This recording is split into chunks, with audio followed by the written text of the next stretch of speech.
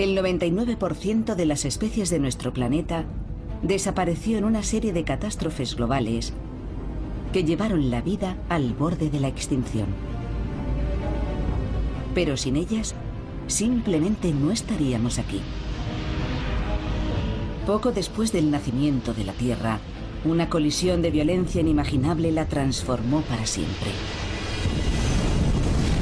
Dos planetas chocaron en el helado vacío del espacio. El impacto estuvo a punto de destruir nuestro mundo, pero en lugar de eso, lo convirtió en nuestro hogar.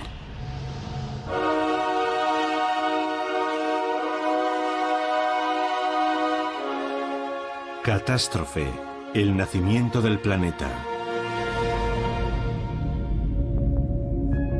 Nuestro planeta tiene aproximadamente 4.500 millones de años. Durante ese tiempo ha sufrido terribles desastres. Es difícil asimilar la enorme escala temporal de los eventos que nos han dado forma.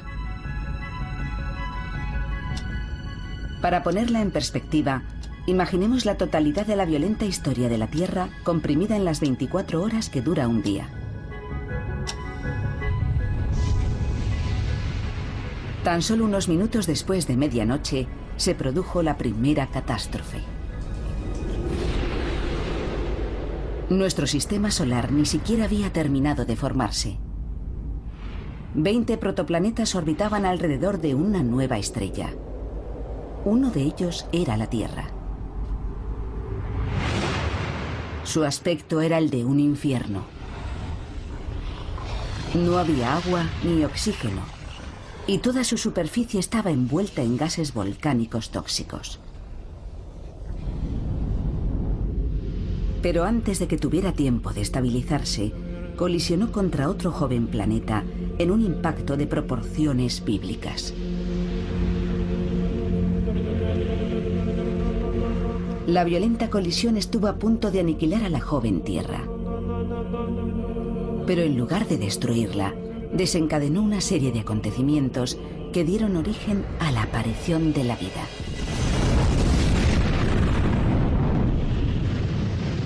Algo que jamás habría existido en la Tierra sin este cataclismo. Pero ¿cómo sabemos qué fue lo que ocurrió y cómo influyó esta colisión en la evolución de la vida? Bill Hartmann ha dedicado su vida al estudio de las primeras fases del sistema solar. La ausencia de restos hace muy difícil su trabajo. Los restos de la primera parte de la historia de la Tierra desaparecieron por efecto de la erosión, la lluvia, las derivas continentales, las colisiones de los continentes o la elevación de las cordilleras. Resultó que la mejor forma de estudiar los primeros días de la Tierra era observar la superficie de nuestros planetas vecinos. Las superficies de Mercurio y Marte están cubiertas por cráteres de impacto de más de 4.000 millones de años de antigüedad. Estas cápsulas del tiempo proporcionaron a Hartmann valiosos datos sobre las duras condiciones que debió afrontar la joven Tierra. No solo hay cráteres de 200 o de 300 kilómetros de diámetro. Algunos alcanzan los 1000 kilómetros. Son realmente grandes. Estos cráteres nos ofrecen la imagen de un periodo muy violento. De un sistema solar repleto de escombros, en el que millones de cometas y asteroides se estrellaban contra los protoplanetas. Nada estaba a salvo. La propia Tierra fue bombardeada.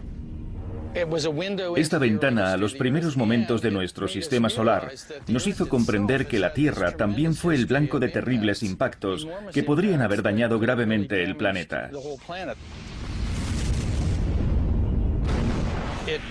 Y eso hizo que empezáramos a pensar en los efectos de aquellos impactos gigantes. Los planetas fueron golpeados por pequeños asteroides y por objetos mucho mayores, con dramáticas consecuencias. Aquel proceso dio lugar a una especie de paradoja maravillosa. Los millones y millones de pequeños impactos tendían a unificarlo todo, pero los grandes impactos dieron personalidades individuales a los planetas. La Tierra, por ejemplo, posee un eje de rotación cuya inclinación supera los 23 grados y un satélite cercano que orbita a su alrededor. Dos características que inspiraron a Hartmann una teoría radical: que la Tierra había colisionado contra algo del tamaño de otro planeta, creando esa inclinación, y la Luna. En aquella primera fase había planetas ya formados, pero también cuerpos de desecho. Y si uno de ellos se hubiera estrellado contra la Tierra, podrían haberse desprendido materiales que al orbitar a su alrededor habrían acabado formando la Luna. Hartmann imaginó el momento de aquella terrible colisión. Una Tierra recién formada giraba alrededor del Sol a gran velocidad. Y otros 20 planetas hacían exactamente lo mismo.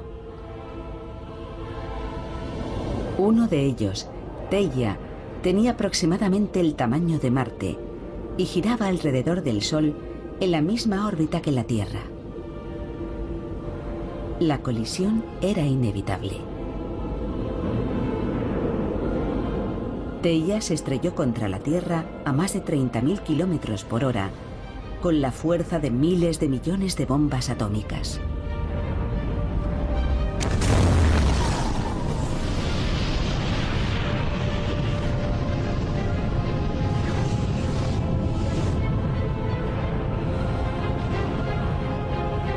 El impacto desprendió enormes fragmentos de la corteza terrestre. Miles de millones de toneladas.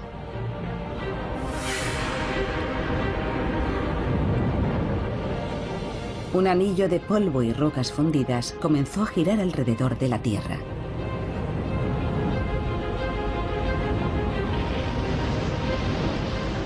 Los restos se fueron aglomerando, hasta formar una bola 50 veces más pequeña que nuestro planeta. Lo que hoy llamamos la Luna.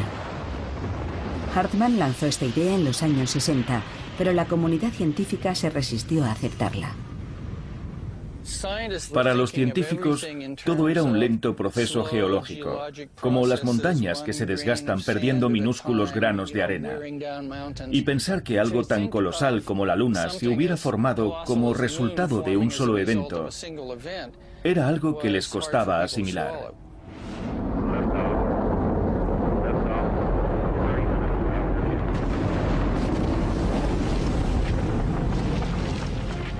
Pero la teoría de Hartmann recibió un inesperado apoyo. En 1969, el módulo lunar del Apolo 11 se posó en la superficie de la Luna. Un pequeño paso para el hombre.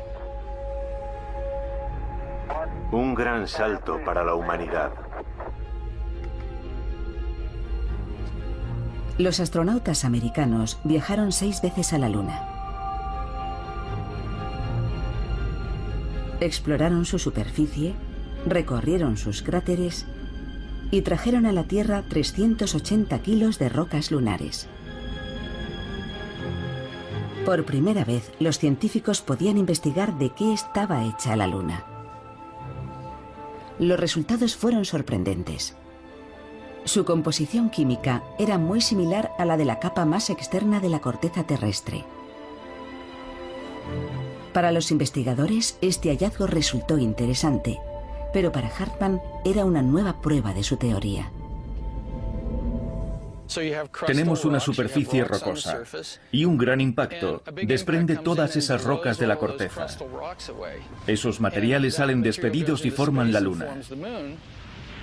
Pero muchos científicos no podían aceptar que un gran impacto cósmico hubiera podido dar forma a la Luna y la Tierra que conocemos hoy. Algunos me dijeron que investigarían primero otras teorías porque la mía era descabellada. Hartmann consiguió por fin la prueba que buscaba tras un encuentro casual con la astrofísica Robin Carnap. Ella estaba utilizando modelos por ordenador para estudiar las lunas de Saturno. Bill Hartman me preguntó, ¿has pensado en aplicar tus modelos sobre la formación de las lunas de Saturno a los orígenes de nuestra luna? Yo le dije que no. Robin utilizó el mismo software para reproducir los principios del sistema solar y recreó una colisión planetaria como la que sugería Hartman. Un impacto que diera como resultado la Tierra y la Luna. Estamos hace 4.500 millones de años, al final de la formación de la Tierra, y vemos como un pequeño planeta, el de la derecha, va a impactar contra la Tierra, que sería el más grande, el de la izquierda. Se produce la colisión y, como podemos ver, el objeto más pequeño impacta oblicuamente y queda destruido por la colisión.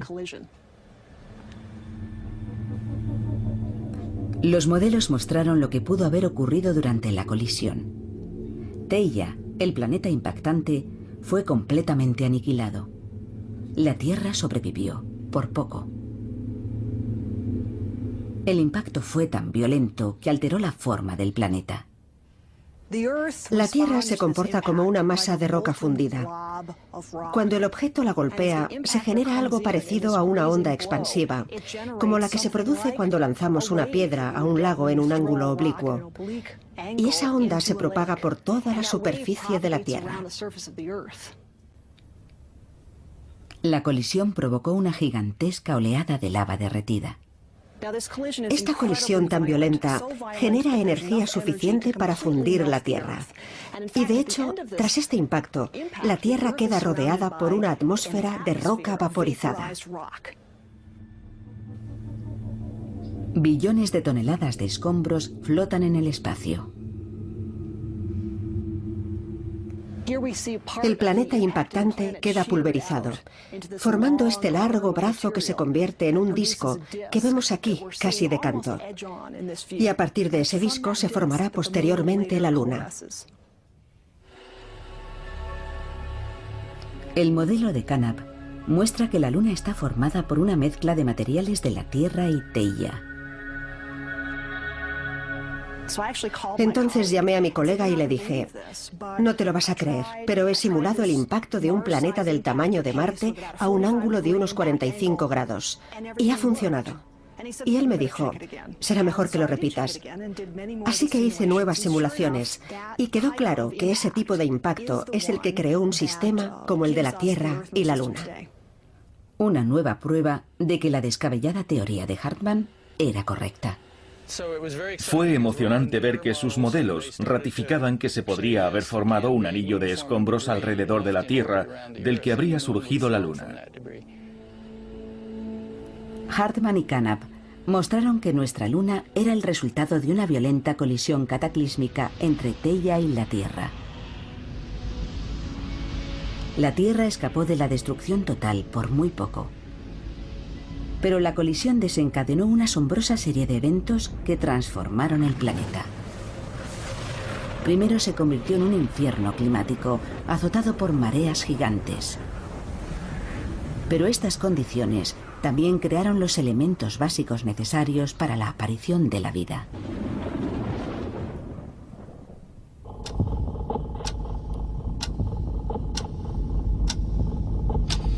Apenas han pasado 10 minutos en nuestro reloj de la historia de la Tierra.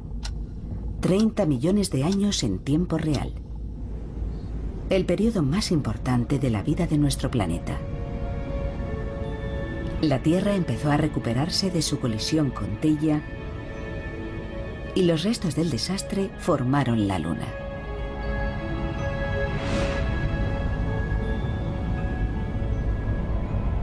El tremendo impacto estuvo a punto de destruir nuestro planeta. Pero esta catástrofe dio lugar a un nuevo comienzo. Puso en marcha una cadena de acontecimientos que iba a transformar la Tierra en el oasis verde y azul que es hoy nuestro hogar. La colisión fue tan violenta que alteró incluso la rotación del planeta. Los científicos se propusieron reconstruir estos eventos a partir de los momentos inmediatamente posteriores al impacto. La ciudad de Ítaca pertenece al estado de Nueva York. La paleontóloga Judith Nagel Myers busca pistas que puedan indicar cómo era el planeta justo después del impacto. En la Tierra no quedan restos del periodo inmediato que siguió a la colisión, así que debe buscar nuevas formas de asomarse al pasado. Nagel Myers estudia corales fosilizados. En otro tiempo esta zona estuvo sumergida bajo el mar. Estos corales solo tienen 400 millones de años, pero contienen información vital sobre cómo era la Tierra hace 4.500 millones de años, cuando se formó la Luna. Soy una apasionada de los fósiles, porque son como una ventana en el tiempo. Observando sus restos y esqueletos, se puede reconstruir el entorno que había aquí, mucho antes de que existieran los seres humanos. Estos fósiles tienen la inusual cualidad de ofrecernos una instantánea capturada, día a día, de las condiciones de la Tierra primitiva. Los corales desarrollan capas de caliza para protegerse. Una capa cada día del año. Se puede observar el mismo proceso en cualquier arrecife de coral. Si examinamos de cerca los corales actuales, podremos ver estas finas líneas que se van formando según crecen. Son similares a los anillos de crecimiento de los árboles. Cada una de estas líneas representa un día. Estas capas acaban formando un anillo anual más grande. En los corales actuales podemos contar exactamente 365 líneas de crecimiento por cada año de vida. Y esa es la clave. Los corales fosilizados de hace 400 millones de años no tienen 365 líneas de crecimiento por año. Tienen 410. Cuando estos corales estaban vivos, hace 400 millones de años, un año no tenía 365 días, sino 410.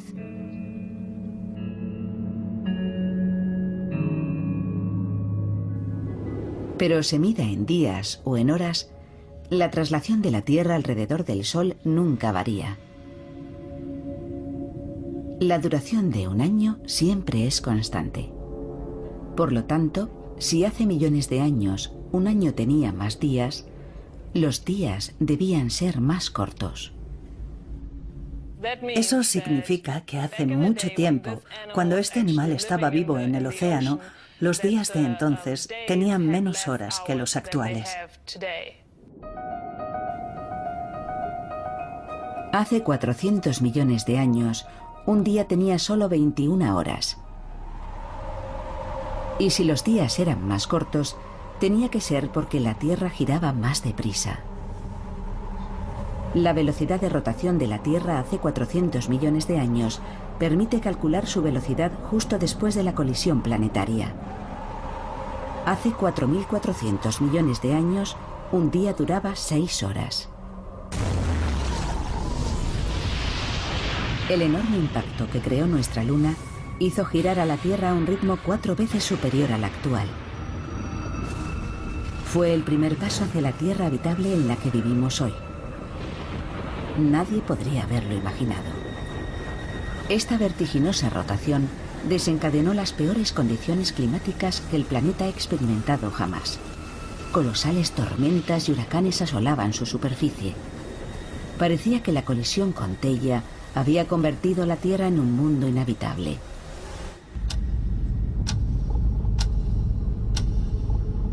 «12 minutos desde la medianoche. Hace 4.500 millones de años comenzó una lluvia incesante de cometas de hielo. Un bombardeo salvaje, pero no un desastre. De hecho, fue un regalo. El hielo fundido y el agua condensada del interior del planeta formaron los primeros océanos. Pero la joven Tierra seguía siendo un lugar violento y hostil, que giraba a un ritmo desbocado. Lluvias torrenciales y vientos de 800 kilómetros por hora azotaban la superficie. La atmósfera era un cóctel letal de dióxido de carbono y lluvia ácida. Parecía imposible que en un lugar semejante pudiera surgir la vida. De no ser por un detalle. Nuestra luna era muy diferente a la que hoy contemplamos. Estaba 10 veces más cerca, dominando casi por completo el horizonte.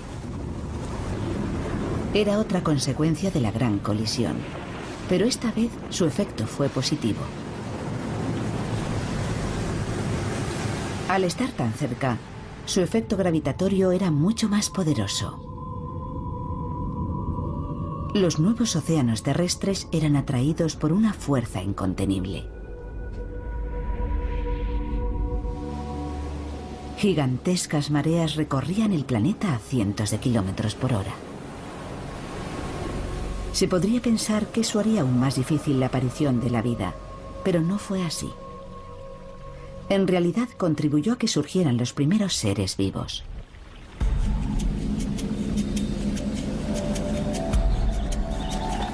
La bahía de Fundy, en Canadá, tiene la amplitud de marea más alta del planeta.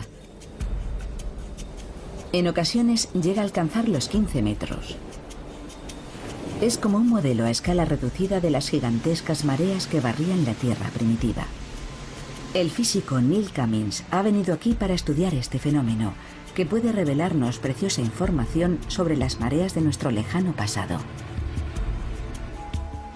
Lo que espero ver hoy es una espectacular subida de la marea de quizá 1,5 metros a 2 metros, lo que se llama una corriente de marea.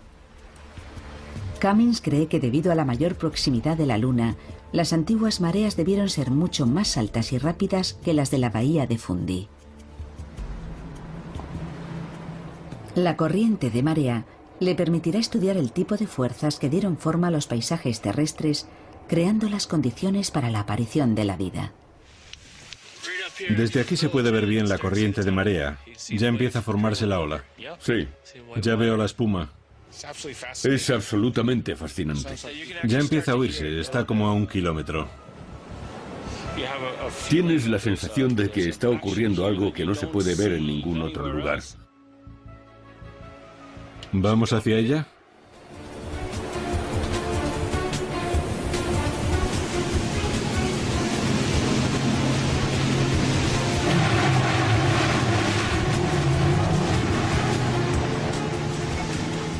Ahí viene.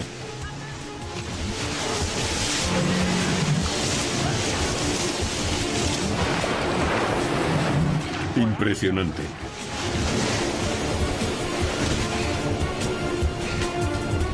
Cada 24 horas entran y salen de la bahía 100.000 millones de toneladas de agua de mar. Esta corriente de marea es una de las mayores del mundo. La avalancha se estrella contra las orillas y a su paso arranca tierra, minerales y otros materiales que finalmente arrastra al mar. Cummins cree que la acción erosiva de estas mareas recrea en miniatura aquellas mareas primigenias que agitaban los antiguos océanos. Las antiguas mareas debieron ser al menos 1000 veces más altas. Estas tienen un poder enorme, pero no son nada comparadas con lo que debieron ser aquellas. Esta corriente se desplaza a unos 12 kilómetros por hora. Las antiguas mareas debieron avanzar a velocidades de entre 100 y 300 kilómetros por hora. Y habrían penetrado tierra adentro mucho más profundamente y mucho más rápido, causando daños mucho mayores. Pero aquellos daños dificultaron o contribuyeron a la aparición de la vida. Hace 4.000 millones de años, con la Luna mucho más cerca, las mareas debieron penetrar tierra adentro a cientos de kilómetros por hora. Cada nueva marea arrastraba hacia el mar millones de toneladas de materiales, dejando las costas devastadas. El joven planeta estaba siendo devorado por sus océanos. Pero para los seres vivos fue una gran suerte. Lo que las mareas arrancaban de la tierra se lo daban al mar, creando las condiciones perfectas para la aparición de la vida.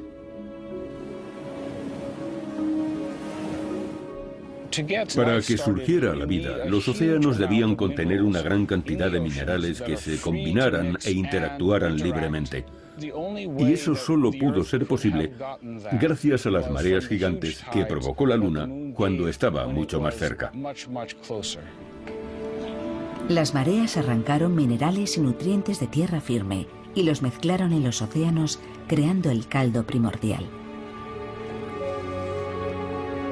Los científicos creen que las interacciones químicas que se produjeron en ese caldo primordial dieron origen a los primeros aminoácidos y proteínas, los elementos básicos de la vida. A partir de esos ingredientes surgirían las primeras células.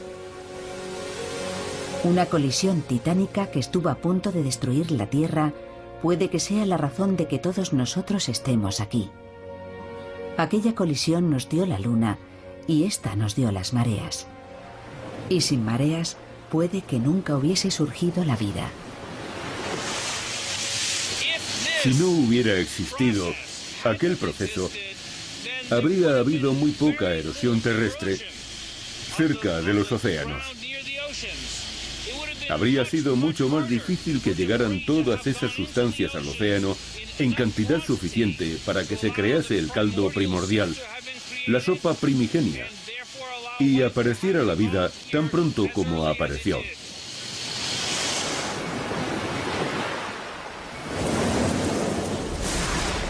La promesa de la vida se encontraba en los océanos en forma de simples cadenas de moléculas, las precursoras de la vida.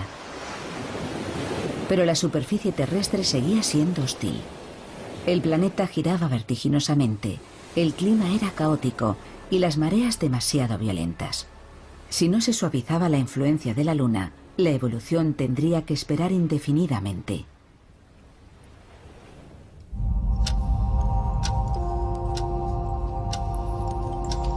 Son las 3:20 de la madrugada en nuestro reloj de la historia terrestre.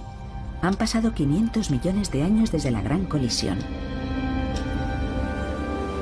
Los elementos básicos de la vida se formaron en los océanos gracias a las grandes mareas.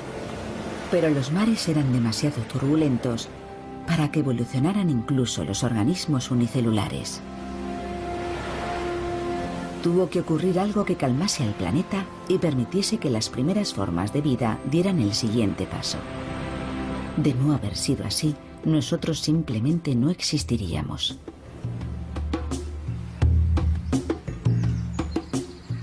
En KwaZulu-Natal, en Sudáfrica, la paleontóloga Nora Noffke estudia los primeros pasos que dio la vida. Los fósiles que ha descubierto en esta garganta están desvelando muchos secretos. Pertenecen a algunas de las formas de vida más antiguas del planeta y lo que revelan es asombroso.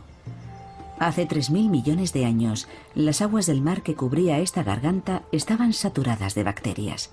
1.000 millones de años después de la colisión, la Tierra rebosaba de vida. Fue uno de los grandes momentos de mi carrera. Habíamos estado buscando todo el día y de repente, a media tarde, cuando los rayos del sol alcanzaron el ángulo correcto, empezamos a ver fósiles por todas partes. Fue increíble. Eran los restos de grandes colonias de bacterias. Estas crecían en zonas poco profundas de los antiguos mares y se encontraban entre los primeros seres vivos celulares que habitaron el planeta. En la actualidad siguen existiendo bacterias casi idénticas.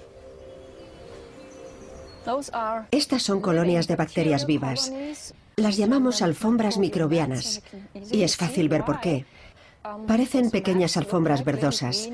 Podemos encontrarlas hoy en día en muchas playas arenosas. Su parecido con las antiguas colonias es asombroso.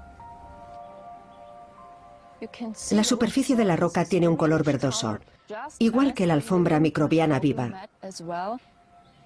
Si siguen mi dedo, pueden ver el borde de la alfombra microbiana fosilizada. Por aquí. Y aquí debajo podemos ver la arena. Es una alfombra semejante a la que he traído, pero está fosilizada y tiene 3.000 millones de años. Las rocas de la garganta estaban cubiertas por una impresionante diversidad de comunidades microbianas. Ecosistemas de bacterias tan complejos como los que existen hoy en día.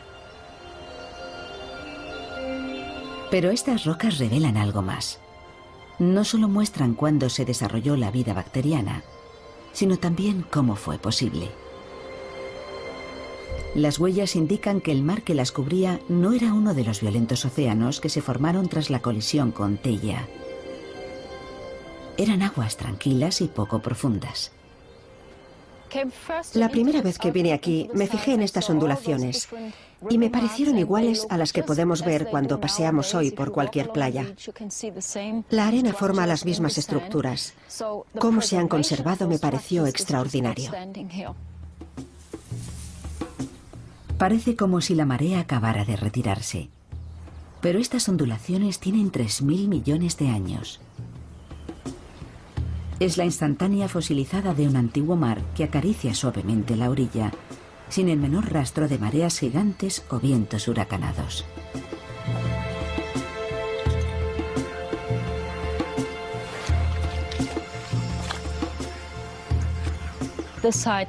Al menos hace 3.000 millones de años, las condiciones aquí eran normales.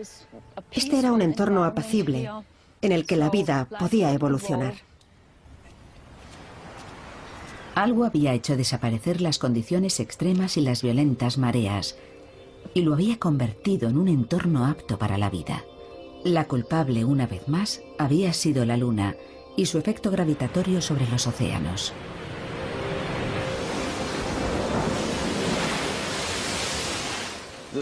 Las mareas, desde que empezaron a formarse, han actuado como un freno de la rotación de la Tierra. Casi podríamos decir que son como los frenos de un coche, que al presionar sobre los discos le hacen perder velocidad. Eso es lo que pasó y sigue pasando con las mareas. Es un proceso llamado fricción mareomotriz. Cuando se encuentran las mareas y los continentes, el agua hace presión contra la Tierra. Crea una fricción. Una fricción que frena literalmente la rotación de la Tierra. A lo largo de millones de años, la fricción mareomotriz fue frenando su vertiginosa velocidad. Los días se fueron alargando y los caóticos vientos huracanados se calmaron. Era un paso en la dirección correcta, pero aún insuficiente para dar origen a los mares en calma que vemos fosilizados en Kwazulu Natal. La Luna aún estaba muy cerca y su atracción gravitatoria sobre los océanos seguía siendo demasiado fuerte. Para que estos se calmaran por completo, tuvo que ocurrir algo más. Las respuestas llegaron gracias al programa Apolo de la NASA, hoy en su fase final tras la misión que llevó al hombre a la Luna.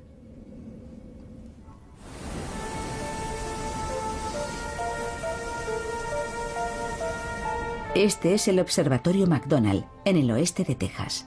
Aquí, más de 40 años después del primer alunizaje, la misión Apolo sigue adelante. El ingeniero de la NASA, Jerry Wyant, asciende a diario hasta su telescopio láser para continuar con el trabajo iniciado hace décadas. Su misión consiste en medir la distancia que separa la Tierra de la Luna. Somos la última sección en activo del proyecto Apolo. Muchos piensan que el proyecto está cerrado y se sorprenden cuando les digo lo que hago: lanzar un rayo láser a la Luna. Los astronautas dejaron en la Luna una bandera de los Estados Unidos y algo más. Reflectores. Casi a diario, Jerry Wyant y su compañero dirigen su láser hacia uno de estos reflectores para determinar la distancia exacta que nos separa de nuestro satélite. Este es un láser de 1000 millones de vatios. Lo dirigimos hacia un reflector en la Luna y medimos el tiempo que tarda en llegar y el que tarda en regresar. Luego analizamos los datos.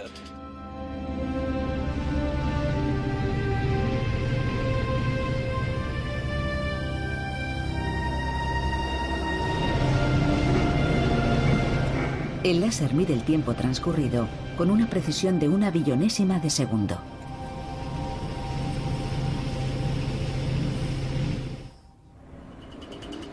Pero primero tienen que encontrar el reflector. El panel de un reflector tiene el tamaño de este mapa. Así que hacer diana en algo de este tamaño, que está a 384.000 kilómetros, no es fácil. Necesitan una noche despejada y localizar su objetivo.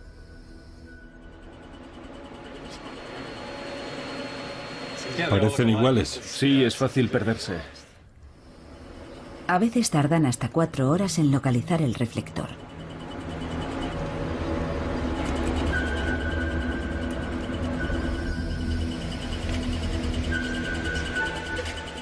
Ahí está. Ese es el reflector lunar que buscamos. Esta noche el rayo láser tarda 2 segundos y 397 milésimas en llegar a la Luna y volver. Cuando veo la Luna no pienso en cosas románticas, solo me digo, espero que el láser funcione. Puede no ser muy romántico, pero sí sorprendente. Cada año, el rayo láser de Weyand tarda un poco más en llegar, porque cada año la Luna está un poco más lejos. Una de las razones de que los científicos estén tan interesados en estos datos es confirmar sus sospechas de que la Luna se aleja de la Tierra. Y nos han confirmado que según sus cálculos es así. Es un hecho. Aproximadamente 3,8 centímetros cada año. Y ahí está la clave para entender por qué los océanos se calmaron y surgió la vida. Hace 3.500 millones de años, la Luna solo estaba a 24.000 kilómetros de la Tierra, lo que produjo las mareas gigantes. Pero paradójicamente, esas mismas mareas hicieron que se alejara. Eran tan grandes que generaban su propia fuerza gravitatoria y eso empezó a afectar al cuerpo que las había originado. La gravedad del agua influye a su vez sobre la Luna, que fue la que al principio hizo subir las aguas. Y ahora el agua está lanzando a la Luna hacia adelante, le está dando impulso. Al girar, la Tierra empuja a la Luna cada vez más lejos, como si fuera un lanzador de martillo. Es como si la Tierra y la Luna estuvieran bailando un vals, en el que la Luna crea las mareas de la Tierra. La Tierra se va frenando y las mareas hacen que la Luna tome más impulso y se vaya alejando en una espiral. Los dos cuerpos llevan bailando este vals 4.500 millones de años. La catástrofe que casi pulverizó nuestro recién formado planeta fue lo que hizo posible que surgiera en él la vida. Violentas mareas saturaron los mares de sustancias químicas esenciales. Después disminuyó la velocidad de rotación de la Tierra y la Luna se fue alejando. Los mares ricos en nutrientes se calmaron y aparecieron las primeras formas de vida.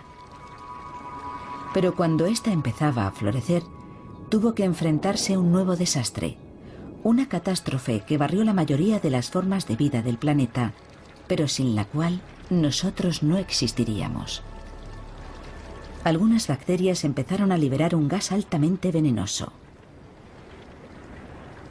oxígeno.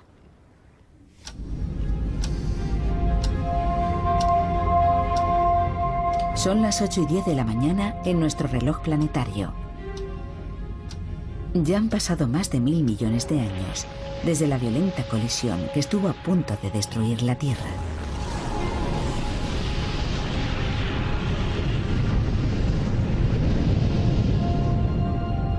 El impacto creó la Luna y puso en marcha una cadena de acontecimientos que condujo a la aparición de vida bacteriana en los mares. Algunas de esas bacterias desarrollaron un nuevo proceso que aniquilaría numerosas especies y afectaría a todas las formas de vida. Pero sin él no existiría en el planeta ninguna forma de vida compleja.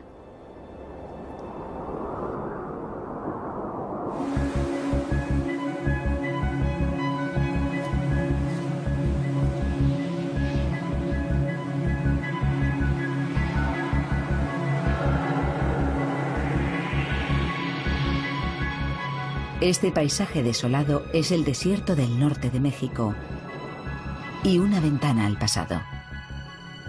Uno de los pocos lugares del mundo donde podemos ver cómo debió ser la Tierra hace 2000 millones de años. Un planeta en una encrucijada evolutiva. La bióloga Janet Seifert estudia las bacterias de estas aguas, lo que le ha permitido comprender cómo las primeras bacterias cambiaron la Tierra para siempre. En estas lagunas podemos ver comunidades microbianas a simple vista, algo muy similar a lo que ocurría en el pasado. Las bacterias dominaban la Tierra primitiva, no había animales ni plantas, de modo que esto es una especie de réplica. A la doctora Seifert le interesan especialmente estas curiosas formaciones de caliza.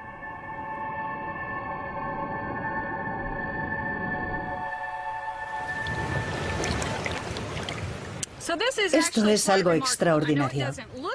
Ya sé que parece simplemente una piedra del fondo de este río, pero en realidad es una comunidad compleja de vida microbiana. Los estromatolitos están compuestos por partículas de caliza depositadas por bacterias. Sus curiosas estructuras forman estos mini arrecifes. Organismos casi idénticos a estos poblaron la Tierra primitiva. Estos estromatolitos fosilizados de la cordillera Flinders, en el sur de Australia, tienen 3000 millones de años, pero son muy semejantes a los encontrados por Seifert en el desierto de México. Cada estromatolito contiene millones de organismos verdeazulados llamados cianobacterias. Sus antepasados hace 3000 millones de años desarrollaron un curioso método para obtener energía. Un tipo de cianobacterias aprendió a hacer algo especial: utilizar la luz del sol para obtener energía. Pero para ello debían descomponer el agua y utilizar el hidrógeno, lo que liberaba un componente que no necesitaban: el oxígeno. Estas antiguas cianobacterias desarrollaron un proceso químico llamado fotosíntesis, que convierte la luz del sol en energía y libera oxígeno.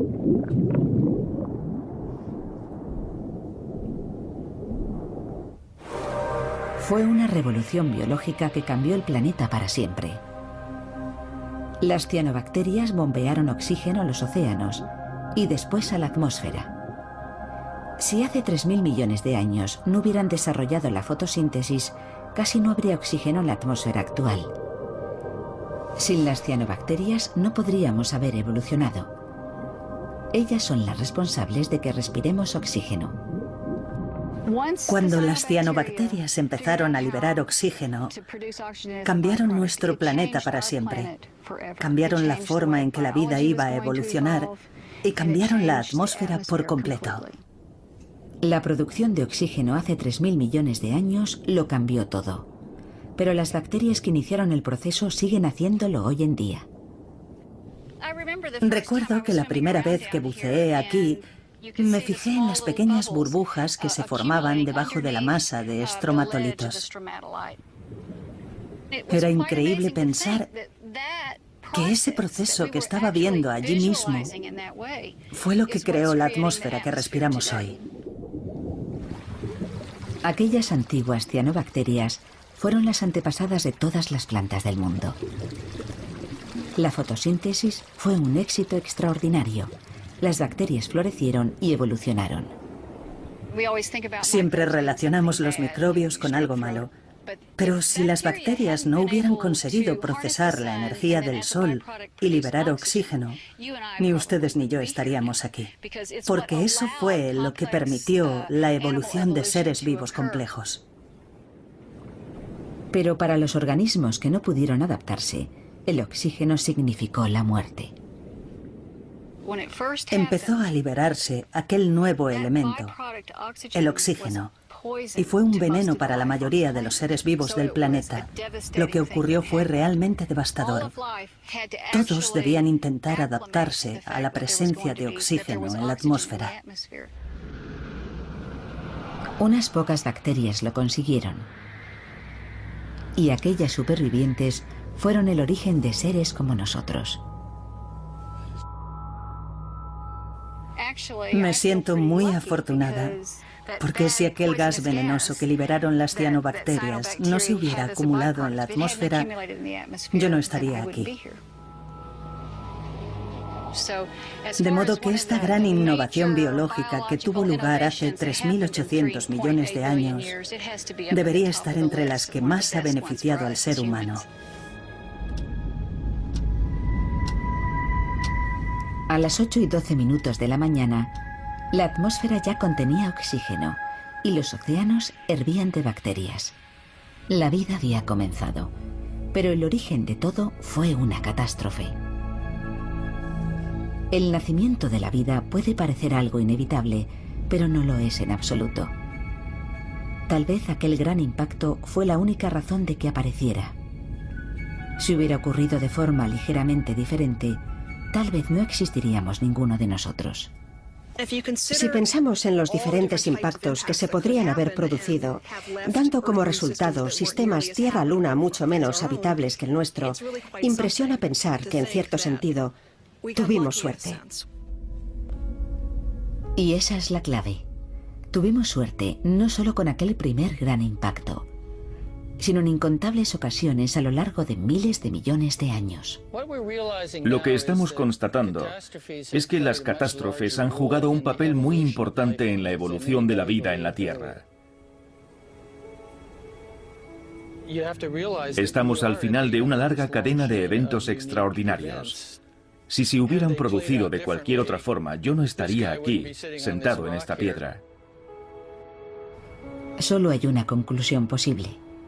No estamos aquí porque nos lo merezcamos, sino porque hemos tenido mucha suerte. La colisión con Theia fue solo la primera de muchas tiradas de dados. Te hace pensar en esa secuencia única de acontecimientos aleatorios que fueron necesarios para darnos la Tierra que hoy habitamos. Si cualquiera de ellos hubiera sido ligeramente diferente, nuestro mundo y nosotros mismos ni siquiera existiríamos. Así que una catástrofe siempre es, en cierto modo, un comienzo. Aquella colisión fue el comienzo de una nueva Tierra, muy distinta de los demás planetas del universo conocido, que inició el largo y difícil camino hacia la vida. De no haberse producido, probablemente no estaríamos aquí.